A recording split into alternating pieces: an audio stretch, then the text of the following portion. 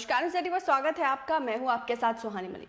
उत्तर प्रदेश में 12 दिन पहले शुरू हुआ घोसी के घमासान का 5 सितंबर को यानी कि कल समापन हो गया।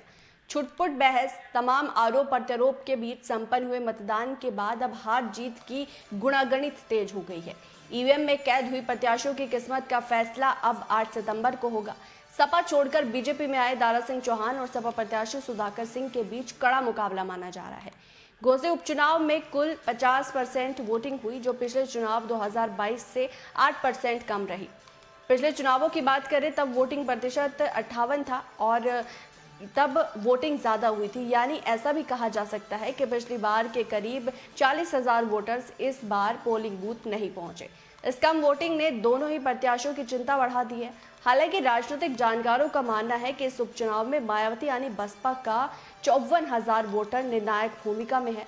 घोसी का अगला विधायक कौन होगा, यही सीट और यही जो वोट बैंक है वो तय करेगा। मऊ जिले की घोसी विधानसभा सीट पर 6 साल में 4 बार चुनाव हुए। इस विधानसभा क्षेत्र में वोटर्स की अगर कुल संख्या की बात करें तो लगभग 4.5 लाख है। मतदाता के बाद जारी हुई वोटिंग प्रतिशत से साफ है कि इन वोटर्स में करीब 2 लाख ने अपना मताधिकार का प्रयोग नहीं किया। सुबह 7 बजे से शाम 6 बजे तक इस पोलिंग के दौरान कई तरह की शिकायतें सामने आई। सपा प्रदेश अध्यक्ष नरेश उत्तम पटेल ने आरोप लगाया कि बीजेपी के इशारे पर प्रशासनिक अधिकारी सपा के वोटर्स को वोट नहीं डालने दे रहे। बीजेपी को वहां अपनी हार नजर आ रही है। प्रशासन के लोग गुंडागर्दी कर रहे हैं। उधर सोशल मीडिया पर खुद को सपा नेत्री बताते हुए ज्योति यादव नाम के प्रोफाइल से मऊ डीएम को धमकी दी गई। इस पर प्रशासन ने एफआईआर दर्ज करवाई। इसके अलावा मुस्लिम मतदाताओं का एक वीडियो सामने आया जिसमें वो आरोप लगा रहे कि उनको वोट डालने से रोका गया है। हालांकि प्रशासन ने सभी आरोपों को खारिज करते हुए कहा कि बहुत ही शांतिपूर्ण तरीके से मतदान हो रहा है। सपा छोड़कर बीजेपी में आए दारा सिंह चौहान इस चुनाव में बीजेपी की योजनाएं, सीएम योगी का बुलडोजर और जातीय समीकरण के सहारे चुनाव लड़ रहे हैं। अब वो अपने चुनाव प्रचार में गरीबों को फ्री राशन, उज्ज्वला योजना, प्रदेश में कानून व्यवस्था की बात करते नजर आए। बीजेपी में अपनी ताकत दिखाने के लिए उन्होंने प्रदेश के दोनों डिप्टी सीएम, खुद सीएम योगी आदित्यनाथ की जनसभा कराई। कई मंत्री और प्रदेश अध्यक्ष भी बुलाए गए। इसके साथ ही उनकी नजर लगभग यहाँ जो वोटर्स हैं उन पर रही। इन सभी समीकरणों के बीच बीजेपी ये मानकर चल रही है कि हर बार बसपा को मिलने वाले 50,000 से ज्यादा वोट योजनाओं के सहारे उनकी ओर शिफ्ट हो सकती है।